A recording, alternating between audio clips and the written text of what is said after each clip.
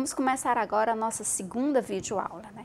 Lembrando que a primeira nós vimos um pouco sobre o conceito de psicologia, a história da psicologia, a diferença de psicologia para senso comum e as áreas de atuação da psicologia. Mas vamos também lembrar um pouco, né? O que é a psicologia?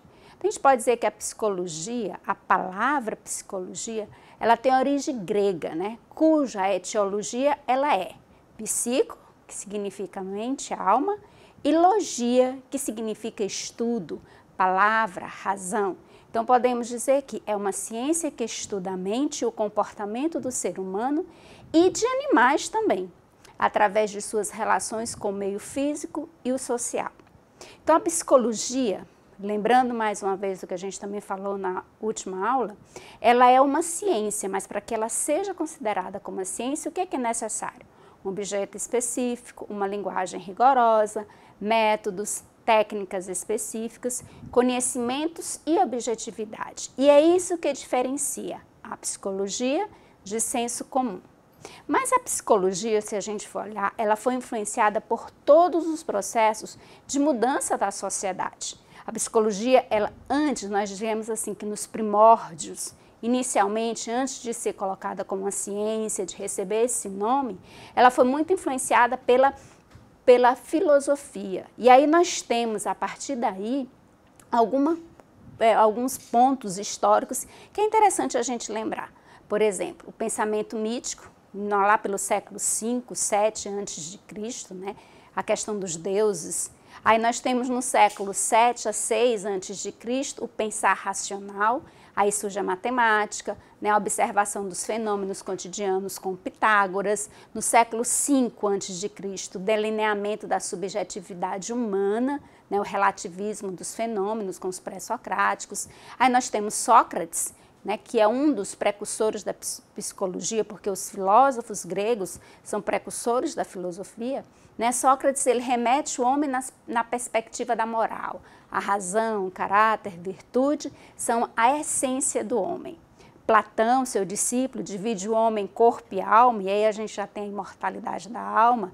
Aristóteles vem a seguir, onde ele coloca que a alma é a essência de cada indivíduo e desaparece com a morte. Aí nós temos os filósofos cristãos, Santo Agostinho e São Tomás de Aquino, que influenciam bastante a psicologia. Né? Santo Agostinho, quando ele diz que a alma acima da razão, da moral e da ciência, a consciência de Deus. São Tomás de Aquino, que fala que a alma é a ação do corpo, fé e razão, unidos rumo a Deus. E aí nós passamos agora para o Renascimento. Sempre vendo, são filósofos que são primórdios, são fundamentais para a construção da psicologia como ciência. E aí no Renascimento nós temos René Descartes, que ele rompe com os dogmas teologais tradicionais, e a passagem, aí nós temos o período da passagem do Renascimento para o modernismo, né, para a Idade Moderna. Então a mente influencia muito mais ao corpo que o corpo à mente. E aí a psicologia do senso comum ela vai se remeter à ciência. É a partir daí que nós começamos a perceber que a psicologia não é mais aquela coisa do senso comum, mas é uma ciência por quê? Porque começa-se a ter a verificação, a ter uma análise, a ter uma síntese e a se enumerar. Né? E é aí, nesse momento, quando ele rompe, né, um pouco com a filosofia e com outras ciências que estavam ali, que surgem os métodos, a forma de analisar e de verificar, nós temos o início das escolas psicológicas. Né? E nós temos, assim, inicialmente, a partir do século XIX, início do século XIX, final do século XVIII, nós temos o surgimento das escolas de psicologia, o estruturalismo, o funcionalismo, o behaviorismo, a gestalt e a psicanálise. Nós vamos ver uma pincelada de cada um. E o que difere cada uma delas é a visão de homem e a visão de mundo que elas possuem. O estruturalismo, né, ele se inicia com Wundt, no ano de 1879, e aí ele cria o primeiro laboratório de psicologia experimental na Alemanha, onde ele postula que a autoobservação dos processos mentais sobre o controle experiencial. Então ele começa a verificar, a analisar através da autoobservações os processos mentais. Aí nós temos Titchener, né? Que ele já vem com um método de estudo que se resume à observação e não à autoobservação. porque Wundt era auto-observação. A pessoa se auto-observava e analisava, né? Titchener não, ele já passa a observar os outros. E aí os experimentos psicológicos deveriam responder a 3 questionamentos básicos para Titchener. O que é, como e por quê. Aí a partir daí chega o funcionalismo. O funcionalismo, essa escola, ela é baseada nas teorias de Darwin, da evolução, e de Galton, a teoria das diferenças individuais. E aí ele postura muito sobre a questão da educação, né? O funcionalismo ele vem em cima especialmente da educação. Então ele desmistificou um pouco a incapacidade hereditária, utilizou dos métodos estatísticos, né, para fundar essa escola, desenvolveu testes mentais específicos para as habilidades cognitivas e postulou também sobre as imagens mentais, né, articula dados físicos com características sensoriais, né. A consciência era um fluxo contínuo, onde a separação em partes ou elementos menores distorcia o entendimento, e o seu método de estudo seria a introspecção. Ele proporcionou assim um acesso à educação a todo, né. Ele fundou o que hoje nós chamamos de psicometria, né, que é você medir a idade mental. Então começou com essa escola chamada funcionalismo. Depois nós temos o behaviorismo, né? O behaviorismo vem da palavra behavior, em inglês, que significa comportamento. Então ele se iniciou o behaviorismo com Pavlov, né, um estudioso, um cientista russo, que ele começou a ver a questão dos reflexos condicionantes e reflexos não condicionados, né? Muito em cima do comportamento animal. Ele observava muito como era o comportamento animal e a partir daí ele começou a tirar pensamentos. Então ele recebeu influências também de Augusto Comte, né, fundador do positivismo, e nós temos como um grande propulsor do behaviorismo Watson, né, que tinha um posicionamento muito objetivo, né, que a mente ela era objetiva, mecanicista, né, e animal e funcional, né. Cria a questão da memória associativa, imagens, orgânico e o estímulo, ou seja, a imagem ela cria dispositivos orgânicos que te estimulam. E a partir daí do que o Watson falou, Pavlov, né, um estudioso russo, vendo o que o Watson fazia e escrevia, começou a trabalhar isso. Então tem vídeos interessantíssimos como o Cão de Pavlov, que ele mostra um pouco sobre esses reflexos condicionados e reflexos não condicionados, né? Nós temos também Thorndike, que fala que a aprendizagem, estudando a aprendizagem animal, ele especula muito sobre a aprendizagem humana, né? E aí ele cria 2 leis, a lei do efeito e a lei do exercício, né? A lei do efeito, quando uma conexão entre o estímulo e a resposta é recompensada, a conexão se reforça. Porque o behaviorismo ele está em cima disso, o estímulo. Você tem um estímulo e esse estímulo te faz responder, tá? E a lei do exercício, quanto mais você pratica, né, mais você se sente estimulado e a resposta mais forte será a conexão, será aquela que mais vai aparecer. E aí nós temos Skinner, que é um outro grande nome dentro da escola do behaviorismo, né, que estuda o comportamento, mais ligado para a educação também, onde o comportamento humano é influenciado pelo meio ambiente. E aí ele cria o que nós chamamos de condicionamento operante, né?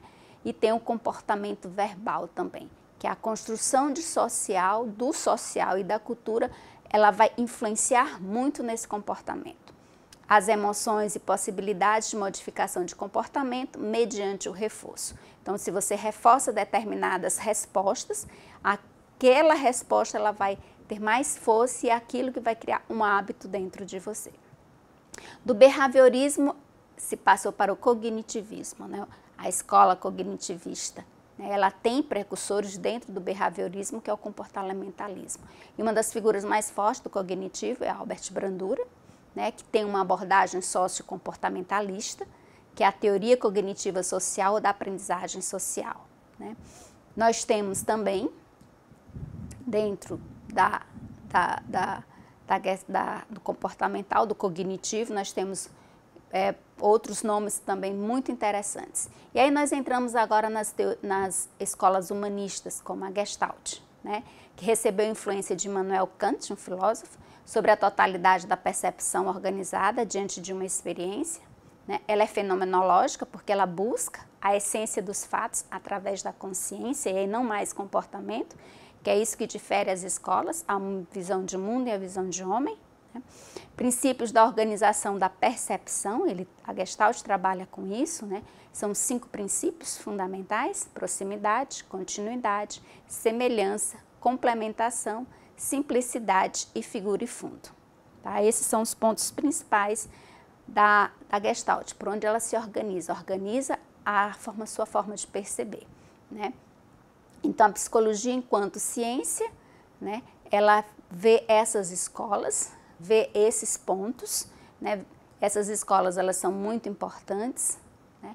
Além de todas essas escolas que você já viu, nós temos outras escolas que entraram logo depois, como a psicanálise, né, que surgiu com Freud, um médico austríaco, né, que teve influências da teoria da percepção, né, onde uma entidade psíquica se diferencia da outra pela clareza com que o evento é levado à consciência.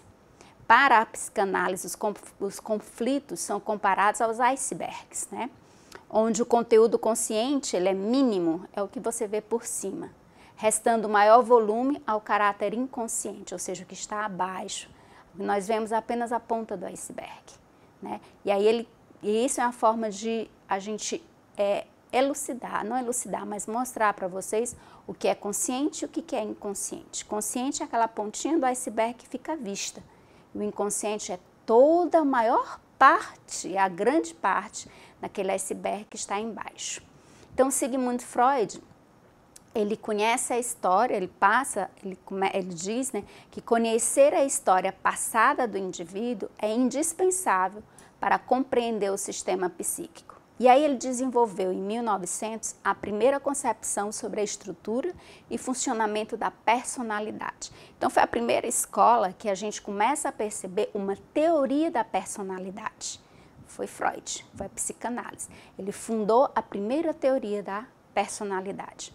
E essa personalidade, como veremos mais na frente, quando estivermos estudando a teoria da personalidade, se chama teoria psicanalítica. Tá? Então, Freud, o que foi que ele observou? Que a partir de estudos, porque ele era médico, né, e atendia vários pacientes, e ele percebeu que esses pacientes com distúrbios nervosos apresentavam ideias que poderiam estar reprimidas e eram expressas através dos sintomas como dificuldade de expressão do pensamento, rigidez muscular. Então, através disso, da sua prática médica, ele usou, em primeiro momento, a hipnose para descobrir a origem dos sintomas. Depois ele percebeu que a hipnose não era tão interessante, ele começou a desenvolver uma outra técnica que ele chamou de associativa, né? E aí nós temos as escolas humanistas. Vamos chamar a atenção para duas, de Maslow e Rogers, né? Então os humanistas surgem em meados do século XX com o argumento de que o ser humano implica mais satisfazer ou controlar seus desejos animais do que procurar prazer ou evitar a dor. E aí eles começam a trabalhar questões relacionadas a todos os seres humanos, como ajudar uns aos outros, pertencer a uma família, a sociedade, entre outros, né? Uma das premissas fundamentais, e aí dentro da teoria de Carl Rogers, uma das teorias humanistas, que é a teoria centrada na pessoa, é o pressuposto de que as pessoas usam sua experiência para se definir. Assim, as pessoas plenamente funcionais ou psicologicamente saudáveis apresentam as seguintes características: mente aberta para aceitar qualquer tipo de experiência e de novidade, tendência a viver plenamente cada momento, capacidade para se orientar pelos próprios instintos e não pelas opiniões ou razões de outras pessoas, senso de liberdade de pensamento e ação, alto grau de criatividade, a necessidade contínua de maximizar o seu potencial. Rogers, ele passa a ser o único a questionar a validade do conhecimento objetivo, na tentativa de compreender a experiência do outro, né, a experiência de outra pessoa. E aí ele usa o conhecimento como interpessoal, formando a essência da teoria centrada na pessoa, que é essa teoria de Rogers, né, a TCP, que nós chamamos de teoria centrada na pessoa, teoria centrada no cliente.